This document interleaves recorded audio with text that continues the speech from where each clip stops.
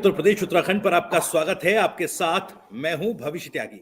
उत्तर प्रदेश के लिए आज का दिन खास है क्योंकि आज उत्तर प्रदेश का जो बही खाता है वो योगी सरकार पेश करने जा रही है। आज योगी 2.0 सरकार अपना इस कार्यकाल का दूसरा बजट पेश करेगी। 11 बजे का वक्त होगा जब पूरा लेखा जोखा बही खाता जो है सदन में रखा जाएगा वित्त मंत्री सुरेश खन्ना की तरफ से। लेकिन सवाल ये उठ रहा है कि यूपी में इस बार का बजट किस तरह से खास होगा, क्योंकि एक तरफ जहां उत्तर प्रदेश में निवेश को बढ़ावा देने के लिए और इंफ्रास्ट्रक्चर को मजबूत करने के लिए योगी सरकार काम कर रही है और बीते दिनों हमने देखा 10 से 12 फरवरी तक इन्वेस्टर्स समिट भी उत्तर प्रदेश में हुआ। तो एक तरीके से बुनियादी तौर पर ढांचागत विकास करने के लिए एक व्यवस्था बनाई जाएगी और उसके लिहाज से भी बजट बहुत महत्वपूर्ण होने वाला है। दूसरा, आलोक पांडे, मैं आपके पास आ रहा हूं, आप किस तरह से देख रहे हैं सर? हमेशा इसी बजट को लेकर जब आने वाले वक्त में चुनाव होता है तो यही चर्चा चलती है, यही एक धारणा बनी रहती है कि भाई देखिए लोक लुभावन बजट होगा 2024 और उत्तर प्रदेश तो काफी सेंटर, एक यूं कहें कि राजनीति का, चुनावी राजनीति का भी आधार बिंदु है। तो इसको कैसे देख रहे हैं? इस बार किस तरह का बजट योगी सरकार पेश करने जा रही है? भविष्य जी और भूपेंद्र जी, मेरा अपना ये मानना है कि इन सरकारों ने, यानी केंद्र की सरकार हो या वर्तमान उत्तर प्रदेश की सरकार हो, उसने इस परंपरा को पूरी तरह तो नहीं, लेकिन कुछ हद तक हतोत्साहित किया है कि वो चुनाव आए तो सब कुछ लोग लुभावन कर दो। ये बात मानना पड़ेगा, इसको कोई मतलब मूर्ख ही हो जो इसे स्वीकार ना करे। मैं कम से कम मैं मूर्ख नहीं। हाँ, लेकिन ये भी सच है कि सरकारें तभी अपने विचारों को लागू कर सकती हैं जब वो सत्ता में हो। तो यानी ऐसा भी नहीं हो सकता है कि वो चुनाव को ध्यान में रखकर बजट न बनाया जाए, बिल्कुल दिखालिस बना दिया जाए। आप देखिए केंद्र सरकार का जो बजट आया, पिछले 8 सालों से जो मिडिल क्लास है, नौकरी पैसे वाले की जेब खाली रखी भारत सरकार ने, सबकी जेबें निकाल ली, तो हम लोगों की तो हालत खराब कर दी। लेकिन इस बार टैक्स में रिबेट दे दी, बोले यार हम जाएंगे चुनाव में तो मिडिल क्लास के लिए भी कुछ होना चाहिए। तो सरकार इस बात का ध्यान रखती है। और सब देखिए, बजट क्या है, एक तरह की तराजू तोड़ने की प्रक्रिया है कि इधर चलो उधर रख दो, उधर धन तो उतना ही है। लेकिन उत्तर प्रदेश सरकार को इस बात के लिए तो बधाई देना पड़ेगा कि जब 2017 में उन्होंने बजट बनाया था तो उत्तर प्रदेश का बजट 2 लाख करोड़ और 2021-22 में या 22-23 में जो बजट बना वो 6 लाख तो 14 या 6 लाख 17 हजार करोड़ बना। और अब जो उम्मीद लग रही है आज की, और 7 लाख 25 हजार करोड़ के आसपास का बजट उत्तर प्रदेश का होने जा रहा है। तो इसका मतलब है कि सरकार के पास धन होगा तो ही तो सब चीजों में खर्च कर पाएगी। तो सरकार सबको ध्यान में रखेगी, विकास को ध्यान में रखते हुए कुछ लोक लुभावन चीजें भी आएंगी। जिससे एक चीज और आया है बजट में, जेंडर बजटिंग, एक नया शब्द है। मैंने मतलब इसके पहले नहीं सुना जेंडर बजटिंग को लेकर। महिलाओं के लिए कर दिया एक अलग मैटर है, the term is gender budgeting.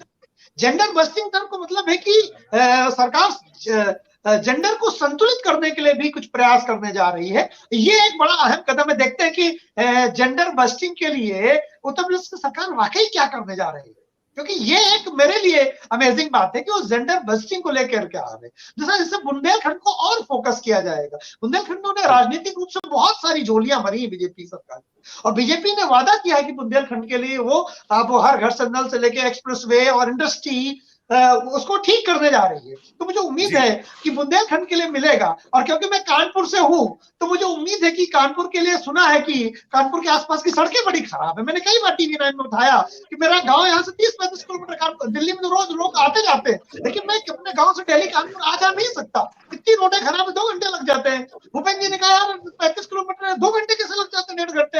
हमने कहा एक बार आके देख लो रोडें कैसी है।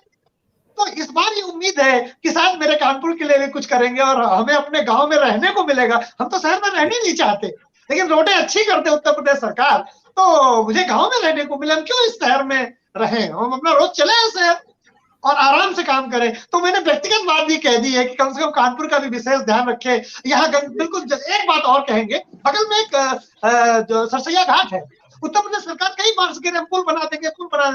शुक्लागंज यानी उन्नाव और कानपुर को जोड़ने के लिए एक बड़े पुल की बहुत जरूरत है। तो मुझे उम्मीद है कि उत्तर प्रदेश सरकार इस बार जो है ये वाला जो पुल बनाने वाली व्यवस्था है सरसैया घाट वाला, इसके लिए भी कुछ प्रावधान करे उत्तर प्रदेश सरकार। तो मैं कानपुर का जनप्रतिनिधि तो नहीं हूँ, लेकिन कानपुर का प्रतिनिधि तो जरूर हूँ। तो ये इच्छा मैं उत्तर प्रदेश सरकार से मैं भी रखता हूँ। योगी जी मेरे भी तो मुख्यमंत्री हैं। जी भाई। ठीक है सर, मैं लौटूंगा आपके पास।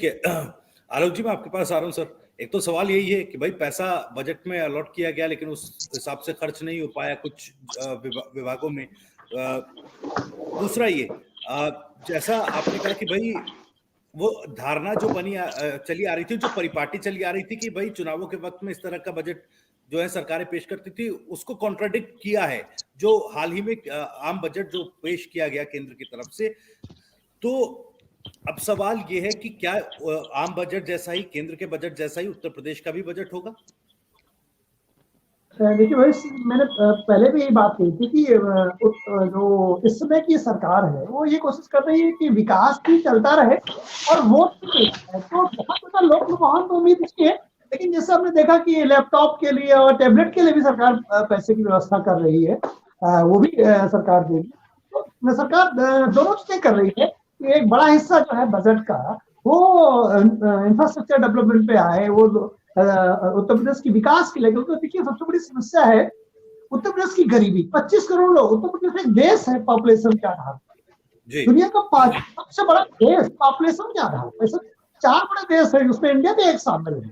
तो एक उत्तर प्रदेश का बजट केवल एक राज्य का बजट नहीं है, एक देश का बजट है। 25 करोड़ लोगों का जीवन प्रभावित होगा, तो सबको संतुष्ट नहीं किया सकता बजट से। लेकिन सरकार कोशिश यही करेगी कि एक संतुलन बने। हर बार सरकार यही कोशिश करती है, इस बार भी करेगी।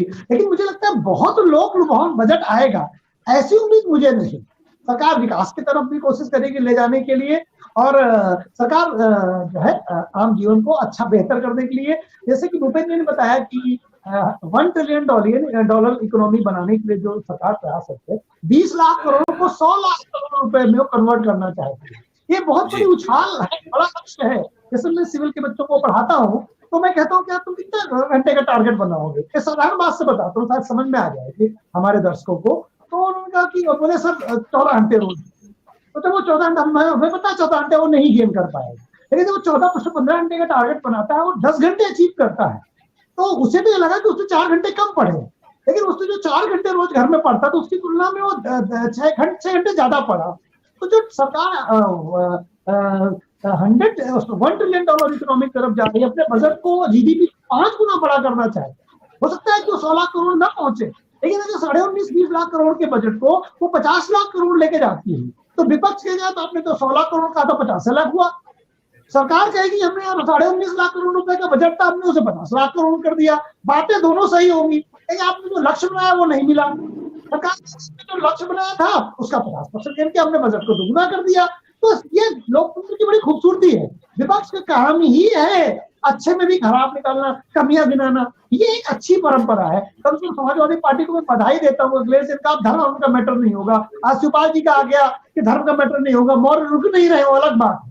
शिवपाल जी के रोके भी नहीं रुक रहे, अगले में रोके नहीं रुक रहे, बयान तब दे रहे हैं तो सामाजिक मुद्दा, धार्मिक धर्म को भी सामाजिक मुद्दा कह के अपना जुटे पड़े।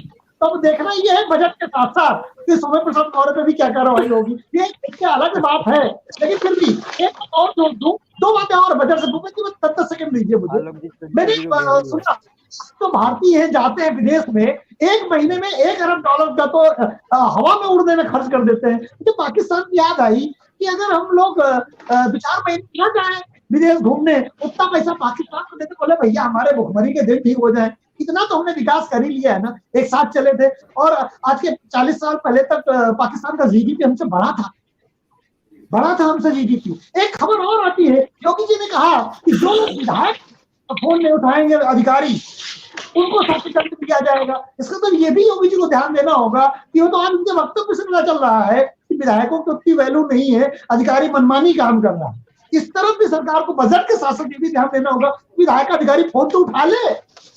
तो ये बहुत बजट के साथ साथ, और बजट के लिए आपको बधाई है। 7,25,000 करोड़ का बजट मैंने उम्मीद की थी भैया के समय में, उन्होंने 2 लाख करोड़ का बजट। तो इस बात के लिए सरकार को तो बधाई। जी बहुत ज्यादा निराश होने की जरूरत नहीं है। बजट का तो अभी उस डॉक्यूमेंट का इंतजार तो करना चाहिए। चंचल जी, खैर मैं आऊंगा आपके पास भी।